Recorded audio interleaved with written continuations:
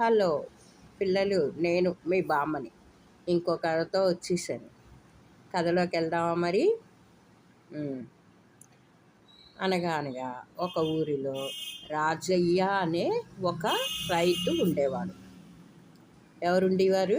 రాజయ్య అనే రైతు ఉండేవాడు. అతనికి భార్య, 2 పిల్లలు కూడా ఉండేవారు. పేరులో రాజు ఉన్న అతనికి లైఫ్ మాత్రం అంతంత మాత్రంగా ఉండేది. వ్యవసాయం చేసిన పనిలో నిలకడలేక ఒకటి కాదు అన్ని రకాల పనులు మొదలు పెడుతూ సంతృప్తి పడక నష్టాల పాలైపోయాడు. అతని లైఫ్ చాలా కష్టమైపోయింది.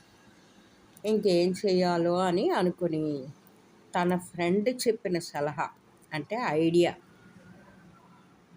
మేరకు బాతుని పెంచుకుందాము అనుకున్నాడు. ఆ విషయం తన వైఫ్తో మాట్లాడి నిర్ణయం తీసుకున్నాడు. అప్పుడు చిన్న బాతు పిల్లని తెచ్చి పెంచుకున్నారు.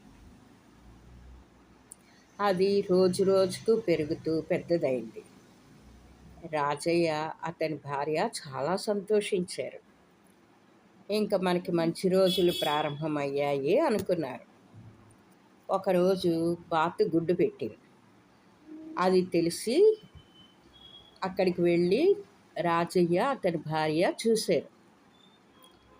చూస్తే అది మామూలు గుడ్డు కాదండోయ్, బంగారు గుడ్డు అన్నమాట. అప్పుడు రాజయ్యను అతని భార్య ఆనందానికి అవధులే లేకపోయాయి అన్నమాట. ఇంకా మన దరిద్రం తీరిపోయింది, ఇంకా నిజంగా నేను రాజుని అని అహహహా అని నవ్వుకున్నాడు అనమాట. అంటూ నాట్యం చేసుకుంటూ నాట్యాలు చేశాడు. బాతు ప్రతిరోజు గుడ్డు పెట్టేది. అది అమ్మి లైఫ్ సాగించారు, ధనం తెచ్చుకుని. ధనం అంటే డబ్బులు. అలా రోజు ఒక గుడ్డు అమ్మి వచ్చిన డబ్బులతో ఇంట్లో తింటూ చేసుకుంటూ జీవనం గడుపుకుంటూ లైఫ్ చూసుకుంటూ ధనవంతుడయ్యాడనమాట రాజయ్య. ఇలా గడుస్తూ ఉండగానే రాజయ్యకు ఒక మంచి ఆలోచన వచ్చింది. రోజు ఒక గుడ్డు పెడుతోంది కదా, రోజు ఇలా తీసుకునే బదులు దాని కడుపులో ఎన్ని గుడ్లు ఉన్నాయో అనుకుని అవన్నీ ఒకేసారి తీసుకుంటే మన ఊరిలో అందరికన్నా ధనవంతులు మనమే కదా అవుతామని ఆలోచన వచ్చింది. రావడమే తడువుగా పక్కనే ఉన్న తన భార్యతో చెప్తాడనమాట. భార్య మరీ సంబరపడిపోయి అవును కదండి, మీరు చెప్పింది నిజమే కదా అంటుంది. ఇద్దరి అభిప్రాయాలు ఒకటవడంతో ఏమైంది, మనం కోటీశ్వరులం అయిపోతాం అనుకున్నదే తడుగా భార్యాభర్తలు ఇద్దరు కూడా ఆ బాతుని తీసుకుని కడుపు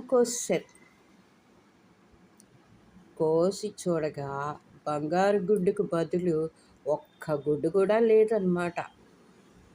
దానితో ఆశ్చర్యపోయారు ఇద్దరు. ఒకళ్ళ మొహాలు ఒకళ్ళు చూసుకున్నారు. ఏం చేశారు, ఒకళ్ళొకళ్ళు చూసుకున్నారు. తర్వాత చూసేసరికి కడుపు కోసారు కదా, దాంతో బాతు కూడా చచ్చిపోయింది. అప్పుడు బోరుమని లబోదిబోమని ఏడ్చారు ఇద్దరును. ఉన్నదాంతో సంతృప్తి పడక లేని దానికోసం అత్యాశపడి కుంగిపోయారన్నమాట. చూసారా పిల్లలు, మనం కూడా ఉన్నదాంతో సంతృప్తి పడక అత్యాశకపోతే రాజయ్యకు పట్టిన గతే మనకి పడుతుంది. అందుకని ఎప్పుడు కూడా మనకున్న దాంట్లోనే సంతృప్తిగా ఉండాలన్నమాట. అంతే. దీనికి ఏంటి తెలుసా మోరలు? దురాశ దుఃఖానికి చేటు. అది ఈ కథ పేరేంటో తెలుసా? బంగారు బాతుగుడ్డు. ఓకే పిల్లలు, నెక్స్ట్ ఇంకో కథతో మళ్ళీ కలుద్దాం. ఓకేనా పిల్లలు? బాయ్.